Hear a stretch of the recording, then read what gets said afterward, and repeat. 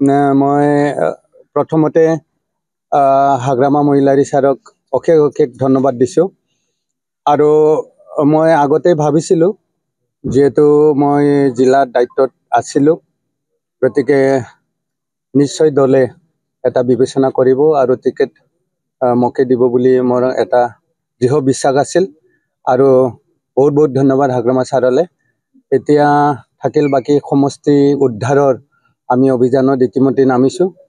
গোটেই মানে চুপাই আমি ইতিমধ্যে ঘূৰিছোঁ আৰু মোটামুটি আমি একদম প্ৰস্তুতি প্ৰায় সম্পূৰ্ণ কৰি তুলিছোঁ আৰু আমি যথেষ্ট ভোট পাই পেলাই জয় হ'ম পৰেশ্বৰ পৰিষদীয় সমষ্টিৰ পৰা।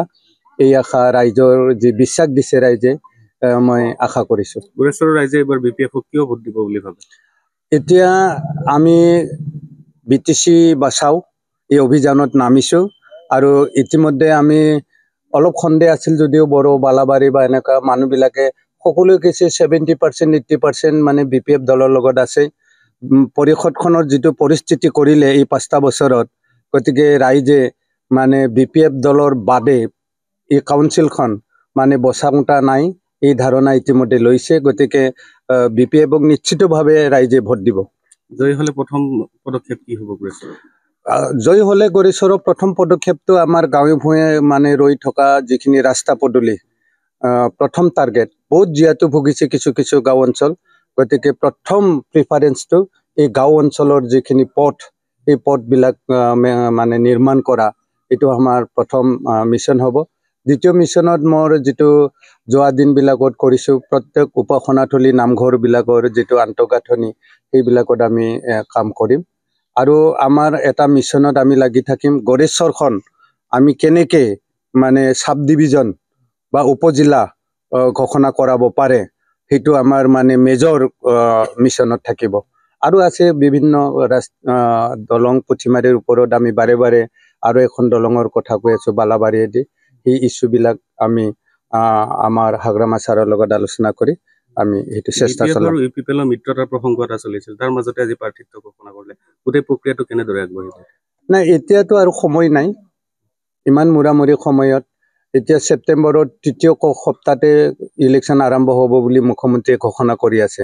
গতিকে সেইটো একেবাৰে সময় আৰু নাই, এলায়েন্সৰ আৰু সময় নাই। হয়তো এনেকুৱা হ'ব পাৰে মানে কেন্দ্ৰীয় নেতৃত্বই জানিব ইলেকশ্যনৰ পিছত পষ্টপল এলায়েন্সো হৈ যাব পাৰে, যদি ভাল চিন্তা আছে। বৰ্তমান UPPL-ৰ দখলত থকা গৰেশ্বৰ সমষ্টিটো উদ্ধাৰৰ কাৰণে BPF-এ কেনেকুৱা ধৰণৰ পদক্ষেপ গ্ৰহণ কৰিব?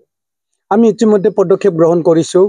আমি প্ৰত্যেক চুবুৰীবিলাকক তৌৰ কৰিছোঁ আৰু মানে ৰাইজৰ মতামত সংগ্ৰহ কৰিছোঁ।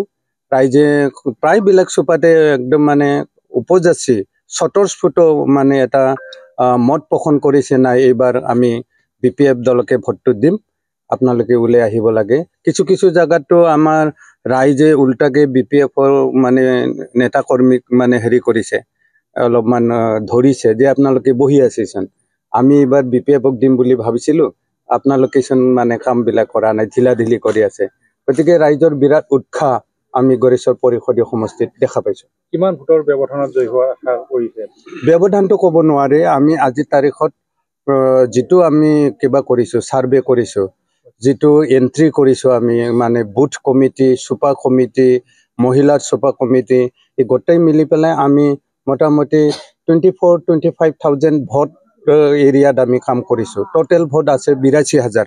82,000 ভোটৰ ভিতৰত আজিৰ তাৰিখত BPF দলে যিখিনি আমি কৰ্মী পাইছোঁ ফিল্ডত, সেইমতে 24-25,000 ভোটৰ মানে সম্পৰ্কত আমাৰ লগত আহি গৈছে। যিকোনো খবৰৰ বাবে যোগাযোগ কৰক 7099017330 লগতে 7099017110 নম্বৰত।